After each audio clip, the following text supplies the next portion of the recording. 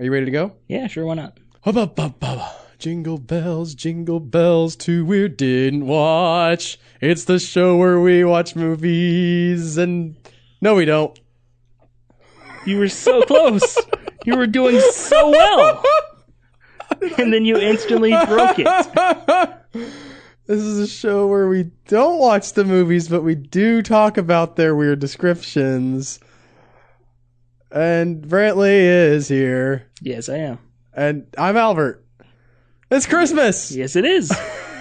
Follow law and stuff. So, as is tradition, Brantley, because it is a Christmas time, we're going to do some Christmas movies. There's a lot of them out there. They're weird. I hope me and you are both fans of Christmas. I hope that... I'm in a Christmas sweater right now. I am not, unfortunately. It's got the T-Rex from Dinosaur Comics on it. Unless Santa hat. Unless the gray slate, like button-down shirt is a reflection of the gray skies of winter, I am not in any winter attire. Or the cold, because you were bad. Or that, I was. So we're going to kick things off. I'm going to be reading this year, actually. Brantley read the Christmas stuff last year. We're going to do, I think we might have a couple episodes of this, so if you like Christmas, tune in next week and they'll have more. If you don't... Tune in next week, we might not. No, we totally Either way, won't. you should probably tune in. We'd appreciate it. Yeah, we would. First up, we have, I believe, in Santa Claus. Well, that's because he was a real dude. Yeah, Saint Nick. Yeah, I mean, he dead, but he was real. In this standard Christmas story... What does that mean? Well, it was a children's story, first of all. This standard children's story, I misread it. Okay. I don't know. I've read this before. It's not a standard children's story. I mean, if it is, it's like Grimm's fairy tale standard, maybe. The standard would be like, kid doesn't like Christmas and then learns to like Christmas, or just everybody likes Christmas, right? Because when I think standard Christmas, that's what I get. Usually you have to Basically save the Grinch. Christmas. Also that, yeah. Okay. Like we did that one time in Minecraft, and then you killed Chester. It's been a while since That's I a did that one. callback. To things that no one has seen. Yeah. Very few people. In this standard children's story, we will let you guys do the judge if this is a standard children's story, but that's how they open this description. Simon wants Saint Nick to please find his parents, who are missing somewhere in Africa. That's not standard, that's just sad. And so, he and a friend sneak off during a class field trip to board a plane for Finland, where Santa lives. So this is a rare export tie-in. Well, first of all, yes, I guess that this is they didn't export this Santa. Secondly, the fact that this guy is apparently just some dude in class, like he's just a kid who's going to school, and he's like, parents missing somewhere in Africa, could call the cops, but you know what I'm gonna do? You can't call the cops for someone missing in Africa. Oh yeah, Sheriff, my uncle, my mom and dad, they were in Africa. Can you get on that? That's a bit outside my jurisdiction, son. You could call Batman.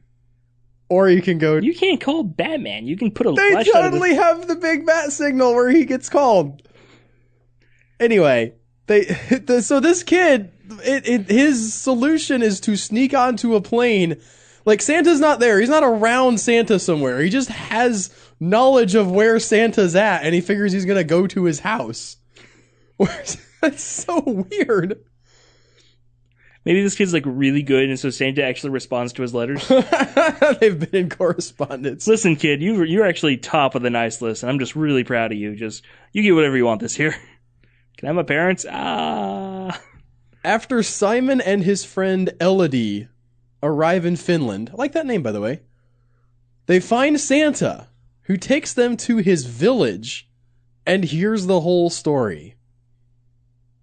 Is that here, like, it's presenting it, or they just tell him the story thus far? Well... Because if it's that one, it's like, Santa, my parents are missing, and then I came to find you, and now you're caught up. It was only like the one sentence before this one, so... They're in Africa, the cops hung up on me, what are we gonna do? The vision, the part of this sentence that interests me is the fact that Santa has a village. I'm imagining him as, like, the super white version of the village chieftain, with the elves all like gathering around, like doing some kind of dance around the fire or whatever, and he's smoking a peace pipe with these kids, but it's still Santa. And also, there's like gumdrops around. If he's from Finland, they have villages there, and he probably lives in that village. No, I like my version better. Your vaguely racist one? Me? Yes.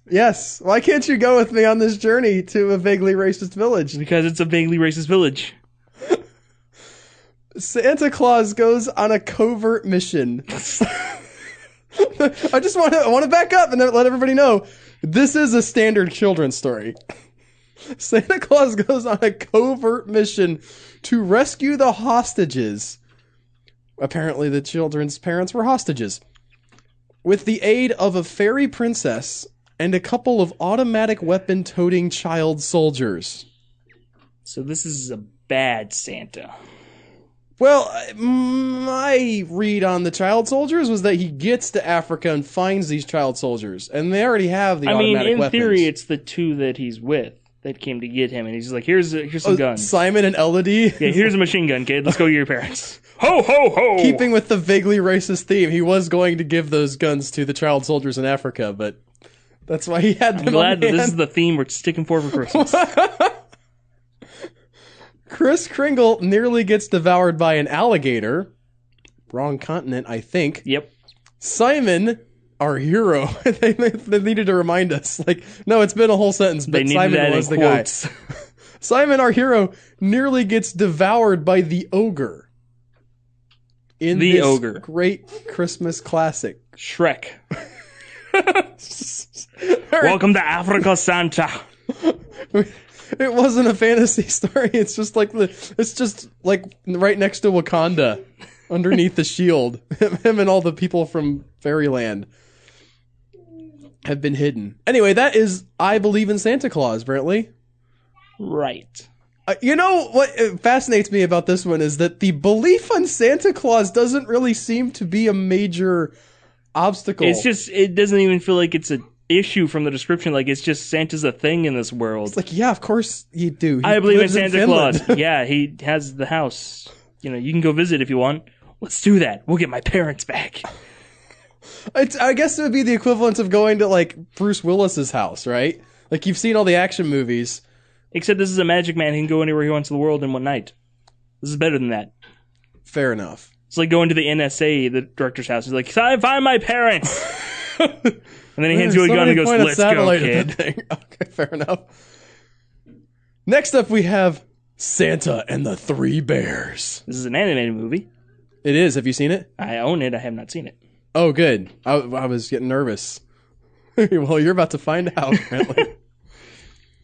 A forest ranger helps a mother bear and her cubs discover the magic of Christmas in the forest. Okay. See, this is a standard Christmas story. Yeah, right? There's magic, there's like the forest, there's the bears. Talking magical animals. Possibly magical. I'm not sure. Once they discover the magic of Christmas, then there's ice wizards. They decide to skip hibernation so they can watch for Santa on Christmas Eve. So is this like a morality tale about how they're taking their own nature and we're losing track of that to follow the human concepts? I'm reading this here, okay, and I want you to know that I apparently, because sometimes I read through several descriptions before I find the one that I'm going to use. And there was some other details that I am privy to. I've not seen the movie, but apparently this is a story about how these cubs find out about Santa. They want to be up to see him. But of course, bears sleep during the winter. So they're going to avoid their hibernation. And it's just them annoying their mom with their staying up when they're supposed to be hibernating. And she's just like, go to sleep. The forest ranger, and keep in mind that the mom is just annoyed with these guys this whole time. And the forest ranger's trying to help out. The forest ranger tries to play Santa to the bear cubs, but is caught in a snowstorm. I guess he just freezes at that point. So is this Dudley Do-Right, or? I'll help you with your Those not kids want to know about Santa. Also, there's the great thing of, like, he's going to pretend to be Santa. He doesn't believe in Santa Claus, but he's going to pretend to be Santa. Yeah, that was the last movie. Santa's not real in this world, Al. Keep your movies separate. But the talking bears that the ranger knows about, who are waiting for Santa to show up, they are real. That's part of that world. That makes sense. And it's like yet, Bugs Bunny walking through town. People just accept it. They're not like, oh, talking rabbit. He shows up in this and gets caught in the snowstorm as he's trying to trick them into hibernating so the mom can get some sleep. Yeah. Christmas is saved, though, when the real Santa Claus arrives. Surprise! Yeah, I do want to... I don't know this for a fact, but I really... Now, is Christmas saved, or is the park ranger saved? Because does he just come up and show up the kids, and the park ranger's frozen to death, okay? He died. He's just out there in the storm. And Santa's like, here's your presents, kid. He's not mentioned again in the description, so I'm just going to assume that he did. Did you see our ranger friend? He was naughty. Merry Christmas! We're going to chop him up and leave him in everybody else's stocking so they'll really know we mean business. I'll go in old school with the myth. I like it. You got to burn the body first and turn it into charcoal. Fair enough. Everyone gets a surprise and a lesson in believing. Is it the park ranger as a warning? I don't know. Just like he leaves the body parts and like, listen, kids, you better believe. Looks right at the camera pointing and then just slow zoom in with dramatic music playing. Like he's cocks his thumb over his shoulder and is like, or you'll end up like this guy. And then it like zooms in on his like frozen, screaming in pain face with the Santa hat on top. The end. The end. With jolly music, of course. Finally, for this episode, we have something that's near and dear to my heart, Brantley. Something that I'm questioning if you have not seen? No, I've seen the trailer many times. Okay. I've never seen the movie. Have you seen it? No. Brantley's reading ahead. Not technically a Christmas movie, but a winter movie. Snow Shark, Ancient Snow Beast. Indeed. I just want to preface this by telling everyone who's listening to the sound of my voice right now, if you're feeling down or a little bit blue, you need to go on YouTube and watch the trailer for Snow Shark, Ancient Snow Beast, and you will feel better. If you don't, there's just no hope for you. That may be problematic with the lack of net neutrality now, but good luck. I mean, it's on YouTube. I think Google's probably going to be the one swinging the big, like, give us faster speed bat. The premise here is that a fissure, in quotes, has occurred. A fissure like a crack or like a fisher who... No, like a crack. Okay. Sorry if I pronounced it in a way that was unclear. The word occurred here seems wrong. It happened. I would say a fissure opened. No, it happened. The fissure opening was an occurrence, but events occur. A fissure is not an event. A fissure is like a thing. Like cars don't occur. The cracking occurred. Okay, well, we're just digging into the weirdness of the English language now, and that's not that funny. So let's go on. A fissure has occurred that has released a prehistoric animal long kept below the surface. A mammoth. I was going to say like Cro-Magnon. The warm-blooded earthworm. It is winter season. Those doofy elephants that had like spade-shaped lower jaws. Those were a thing and they were adorable. The giant sloths. Oh, what's the other giant, the megafauna that I'm always happy about to know that it's a thing and I forget about it? There's a few. There's like the short-faced bear, the North American cave lion, Smilodon, terror birds, woolly rhinos. That's the ones. The woolly rhino. Love those guys. Those are the best. I'm so like they do not get the press that the woolly mammoth gets, Brantley. It's because we knew about them longer. But we need a woolly rhino somewhere in a movie or a game or something. They had long horns too.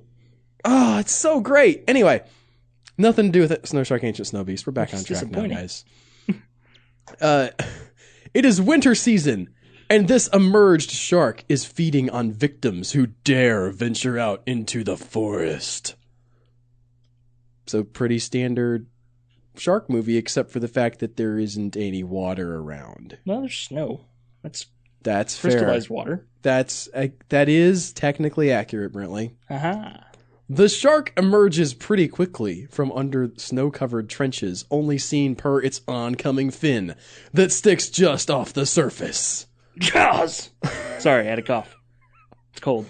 I love the construction of this sentence. There's a lot of English weirdness in this, but emerges pretty quickly is good. From under snow-covered trenches, only seen per its oncoming fin that sticks just off the surface. Like, there's so many pieces of that are just barely off on English. Like, you know everything that they're saying, but the way the words are put together feels like someone who doesn't actually understand English. Well, you see, your source from this was the internet. That's fair. After the opener research team is eaten alive while investigating the disappearance of the local wildlife, we are taken into the future 12 years later. It's a time-traveling movie. You think, like, that, maybe that's why we haven't heard about it, because everybody who watched it is 12 years in the future now. They're waiting for us to catch up. The shark is still present, and the town has gone from their urban legends way of thinking into good old boy attack mode. Why didn't they leave? Why have they... The shark has just been hanging around for 12 years. Where is this town at? I don't know. It's somewhere in America, based on the accents in the trailer, and where they have snow that does not melt for 12 solid years. Unless it goes back into the fissure and hibernates until wintertime. Maybe. It's more fun to think that it's just been swimming around this whole time. Maybe it's in Canada. Again, 12 years later, a town hall meeting is called as locals complain of their friends being eaten alive while they sit still. I like the use the word complaining. It's like, that's really annoying, Mayor. I'm flashing back to Gilmore Girls has a recurring bit where they're like, everybody in the town is meeting for like a town hall meeting kind of thing, and they're discussing just the pieces of local legislation or whatever. And I'm just trying to think of like these, Kirk got eaten the other day by the ancient snow beast and we need to do something about that. And Taylor's like, I've already told y'all there ain't no such thing as the ancient snow beast. In other news, how's everybody liking the new traffic system? It's good? Yeah? No? I know the shark's causing some problems, but we'll ignore that. And they're like, we have one intersection. Why do we need a traffic light? This is actually a subplot of Gilmore Girls, so I won't go too much further than that. A town hall meeting is called as locals complain of their friends. No, I already read that part. Yeah, we just made fun of it. With a town. About a minute making fun of it. Keep up. With a town mayor who seems inept at best. Not to. Okay, I'm going to read all these words in a row, Brantley, and you can tell me what they're trying to say. All right. With a town mayor. Yep. Who seems inept at best, not doing much. Inept, maybe there's, okay, I'm going to try this with some commas, which they have not inserted. Should have been. With a town mayor who seems inept at best, not doing much. There you go. Many, the locals, should have been the word decide to take the law. No, I'm sorry. Many, the locals decide to take law into their own hands. I got through that sentence. Not all in one go. Law? Many decide to take law. I knew a guy named Law. He was I want to say Filipino dude who was, his full name was Lawrence, and he worked in the automotive department at Walmart, and they called him Law. Yeah. Did you know him? Yes. Cool. He was also a overnight worker.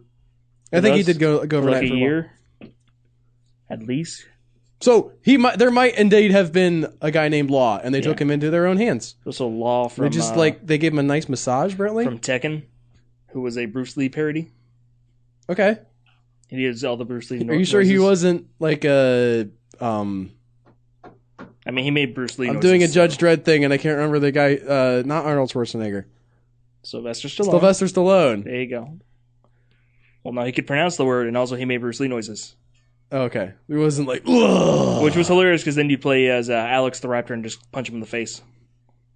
Is Alex the Raptor a real dinosaur? He's a character in Tekken. He is a velociraptor who boxes. He's a dinosaur. Yeah.